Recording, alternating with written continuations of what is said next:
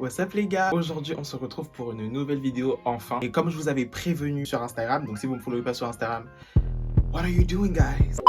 Donc du coup je vous avais dit que j'allais vous faire un haul où j'allais vous montrer les habits que j'avais trouvés en friperie, que j'allais aussi vous donner des astuces pour que vous puissiez vous aussi trouver des habits en fripe, et bien évidemment les adresses. Donc on se retrouve pour la suite de la vidéo.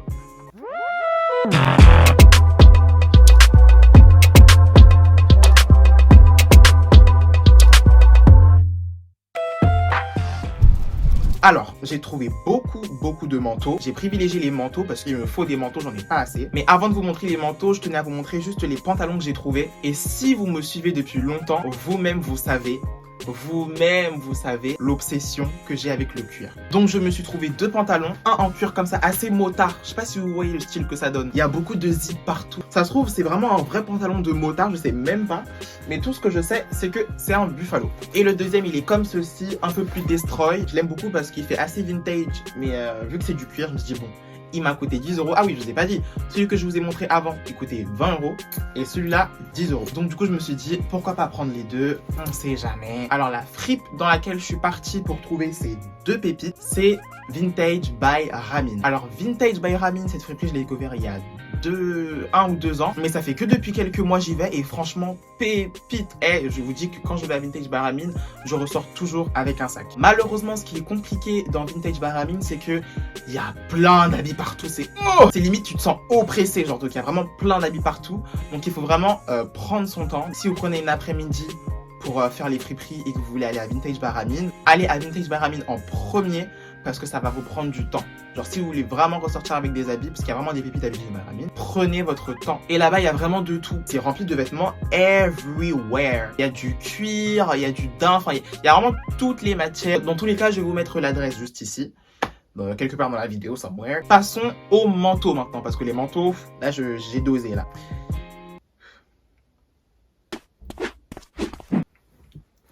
Ah là là là là là là. Eh, je suis choqué. Là, je regarde le retour caméra, c'est pour ça, mais... Ah là là là là. Le manteau, il est super bien fourré. En plus, il est super doux. Vous me connaissez maintenant.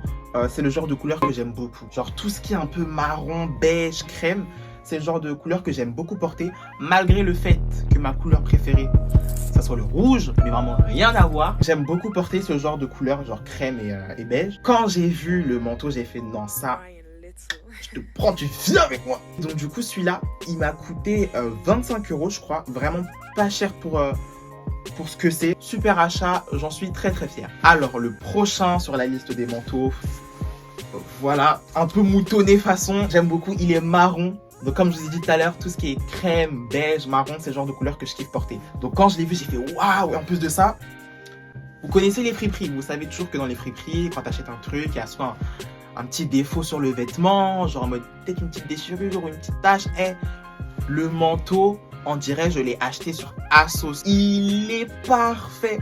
Même quand je l'ai acheté, vous savez, quand vous allez en friperie, il y a des odeurs dans les vêtements. Et dans celui-là, genre rien du tout. À l'intérieur, impeccable. Moi, quand j'achète un manteau, je fais super attention à ce qu'il y ait des poches à l'intérieur, parce que les poches à l'intérieur, c'est révolutionnaire. Genre moi, quand je range des trucs dans mes manteaux, je mets jamais rien dans mes poches, mes vraies poches. C'est toujours à l'intérieur, parce que c'est plus pratique, je trouve. Celui-là, il a des poches à l'intérieur, il est bien fourré, il tient bien chaud, et j'ai hâte de pouvoir faire des outfits avec. Donc celui-là, il m'a coûté pareil que l'autre que je viens de vous montrer, il m'a coûté 25 € aussi. Donc ouais, c'est juste écrit là, 25 €. Prochain manteau, ça va être un manteau qui est différent des autres. Celui-là, il est pas fourrure, il est pas moutonné. C'est vraiment un long manteau. Oh là là là là, pépite! C'est un manteau qui fait très 70s. Vous-même, vous savez comment j'aime les 70s. Il est incroyable. Je sais que je vais redire incroyable tout le temps dans cette vidéo, mais il est incroyable. Depuis, je cherche des manteaux comme ça parce que j'ai des trench, mais j'ai pas de long coat like that. J'en ai un en noir, mais pas forcément du même style, c'est pas forcément la même coupe. Moi, dans ce genre de manteau, j'aime bien que les épaulettes, elles soient prononcées. Genre qu'on sente qu'il y a des épaulettes. Et là, il y en a, tu vois, donc ça fait vraiment des épaules carrées. Il a des poches à l'intérieur, il tient chaud, et il est long, et il est super bien taillé. Genre, c'est pas le genre de manteau long qui juste loose et qui te fait genre une taille normale vite fait. Genre, celui-là, il est super bien taillé, donc je suis super content. Il m'a coûté 25 €, donc pareil que les autres.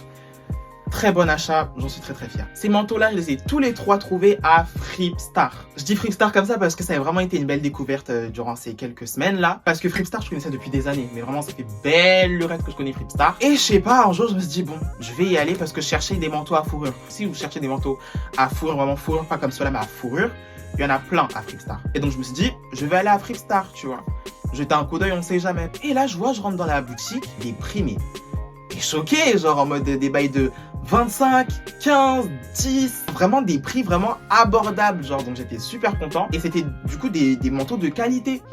Donc je me suis dit, waouh, genre choqué. Du coup, j'ai trouvé tous ces manteaux-là à 25 € et j'étais super content. Donc je sais pas s'il y a un nouveau directeur à Fripstar, mais vraiment, il a fait un taf. Aïe, aïe, aïe, aïe. Des beaux manteaux à des prix abordables, de super bonne qualité. Pour le coup, je suis agréablement surpris parce que Fripstar, comme je vous ai dit, je connais ça depuis des années. Et quand j'y allais, malheureusement, j'étais pas super satisfait. J'allais dans les bacs à 1 €. Et dans les bacs à 1 €, je trouvais rarement des choses. Et à chaque fois, du coup, que quelqu'un me donnait le nom Fripstar, moi, j'étais en mode, ouais, c'est trop surcoté. Depuis quelques semaines, là, vraiment agréablement surpris. Et je vais à Fripstar vraiment tout le temps. Donc, normalement, je mettrai toutes les adresses dans la vidéo. Donc, ça sera sûrement là avec les images qui passent. Et le dernier manteau, je sais pas si on peut dire un manteau, mais ouais, veste. C'est une veste en cuir incroyable, super belle, que j'ai trouvée au marché. Parce que contrairement aux autres, celle-là, je ne l'ai pas trouvée en friperie, je l'ai trouvée au marché. Donc les amis, faites les marchés. Je vous conseille de faire les marchés, vraiment c'est incroyable. On peut trouver vraiment de super belles choses. Il faut vraiment fouiller par contre, parce que c'est comme les friperies, faut fouiller. Moi, il faut savoir que je cherche des vestes comme ça depuis longtemps. Vraiment genre en mode motard, genre veste en cuir de ouf. Parce que tu peux trouver des vestes comme ça, mais ça sera pas forcément genre la même coupe, ça sera pas rembourré de la même manière, enfin... Et là, pour le coup, super belle. Et je pense que c'est vraiment une vraie veste de motard comme les pantalons que j'ai trouvés. Parce que... guettez la taille du truc. Le cuir, il est impeccable, donc je pense que c'est du vrai cuir. Par contre, certes, ça a marché, mais je ne l'ai pas payé au même prix que les autres. Donc cette veste-là, elle m'a coûté 50 € quand même. Parce que faut savoir que même si c'est des marchés, c'est du vrai cuir. Et c'est pas n'importe quelle veste. Et c'est le genre de veste qui coûte super cher en friperie vintage. En mode magasin vintage plutôt. Si vous retrouvez ce genre de veste, ça sera dans les coûts de 100 € ou même 200 dans certains magasins vintage, parce qu'il faut faire la différence entre friperie et magasin vintage. Friperie et magasin vintage, c'est pas la même chose. Friperie, c'est vraiment la second hand, tu vois, genre en mode des articles, des items à bas prix. Et de l'autre côté, magasin vintage, où tu auras vraiment des trucs, tout ce qui est vraiment, c'est clean, c'est bien rangé, tout est trié comme il faut. Il faut savoir qu'à la base, la veste, elle coûtait pas 50 €. Tchatcheur comme je suis. J'ai marchandé un peu le tout. De base, elle coûtait 60 €. J'avoue, j'ai bégayé. Elle coûtait 60 €. Et donc, je l'ai eu pour 50. Donc, je suis proud of myself parce que j'ai réussi à marchander. Donc, cette veste-là, du coup, je l'ai eu au marché. Donc, c'était un marché, c'était à République. Malheureusement, je suis désolée, je sais pas quand est-ce que République font des marchés. J'étais agréablement surpris parce que c'était un dimanche. On était parti au marché de Montreuil avec des potes et on s'est dit, bon, allez, on va rentrer chez nous. Et on passe par République et là on voit quoi? Il y a un marché à République, on a fait ouais, what's going on? Et il y avait plein de manteaux, fourrures, moutonnés, vestes en cuir, blazer, genre vraiment plein de trucs. Et on s'est dit bon, on va jeter un coup d'œil, on sait jamais, avant de partir, on va rentrer chez nous. On va regarder. Donc on a regardé et c'est pour ça que j'ai trouvé cette magnifique veste juste ici. Alors là, on passe à la partie de la vidéo où je vous donne mes conseils et mes astuces pour pouvoir trouver des vêtements en friperie. Il faut savoir que je reçois énormément de messages. On me dit ouais Samir, comment tu fais pour trouver telle chose en friperie? Où est-ce que tu trouves ça? Comment tu fais? Patati, patata. Donc maintenant, je vous donne mes astuces. Alors, numéro 1, faut savoir que les friperies, c'est pas la même chose que les magasins. Ça va pas être trié de fond en comble, ça va pas être organisé de matière en couleur ou de collection en collection. Donc, il faut prendre son temps et bien chercher. Dites-vous que ma mère, avant qu'on faisait les friperies ensemble, elle en avait marre, elle en pouvait plus. Il y a plein d'avis partout, genre c'est chiant. Mais il faut vraiment se poser, prendre une journée et se dire bon, this day, je vais faire les friperies et je vais prendre mon temps. Conseil numéro 2, ça va être de s'imaginer une outfit dans sa tête avec l'article que vous allez trouver. Je m'explique. Parce que certaines personnes ont tendance à venir me voir en message et me dire oui Samir, j'ai été dans les friperies que tu nous as conseillé, mais j'ai rien trouvé. En fait, c'est pas bien compliqué. Quand vous allez en friperie et que vous voyez des vêtements, dans votre tête, ça va pas tilter. Vous n'allez pas forcément vous dire waouh, il est super beau, faut que je le prenne. Si vous voyez un article qui attire votre attention, prenez l'article et imaginez une outfit avec. Parce que les gens ont tendance à juste piocher, hop, oh non, je veux pas imaginer une outfit avec, même si l'article en soi il vous intéresse pas, mais vous l'avez pioché, Imaginez, en fait, il faut faire travailler votre imagination. Genre, vous prenez l'article et vous vous dites, ouais, comment je pourrais accessoiriser ça? Comment je pourrais le porter avec les habits que j'ai chez moi? Maintenant, les gars, à chaque fois que vous allez en friperie et que vous trouvez un haut, un pantalon, une veste, un manteau, imaginez-vous une outfit avec. Le conseil numéro 3, ça va être de choisir le bon moment pour aller en friperie. Je m'explique. Avant, je faisais l'erreur d'aller en friperie, genre à n'importe quel jour, à n'importe quel horaire. Mais si vous fixez une journée où vous voulez faire les friperies et que vous voulez forcément repartir avec des habits, il faut planifier votre sortie. Parce que la majeure partie du temps où il y a beaucoup d'articles, où les articles sont bien, sont de bonne qualité, où il y a ce que vous cherchez, il y a des jours spécifiques pour ça. Le lundi, c'est super bien parce que du coup, c'est le restock, c'est là où il y a tous les nouveaux articles. C'est aussi un jour où les gens ont cours, donc il n'y aura pas forcément beaucoup de personnes dans la friperie, ce qui fait que vous aurez le temps pour pouvoir choisir les habits, trouver plein de choses, sans qu'on vous dérange et sans qu'on vous pique les habits que vous vouliez prendre. Si vous y allez le lundi, je vous conseille d'y aller le matin, parce que le matin, c'est parfait, parce que étant donné que le restock, ça se fait le matin, et vous avez plus de chances de trouver des choses du coup. Pareil pour le mercredi. Le mercredi, c'est pas le restock, mais le mercredi d'expérience, je trouve beaucoup de choses le mercredi. Et c'est souvent le matin que j'y vais. Parfois, l'après-midi, c'est bien aussi. Mais je vous conseille d'y aller le matin. Les friperies, c'est toujours bien d'y aller le matin parce que du coup, c'est là où ils remettent les articles et c'est là où ils ouvrent aussi.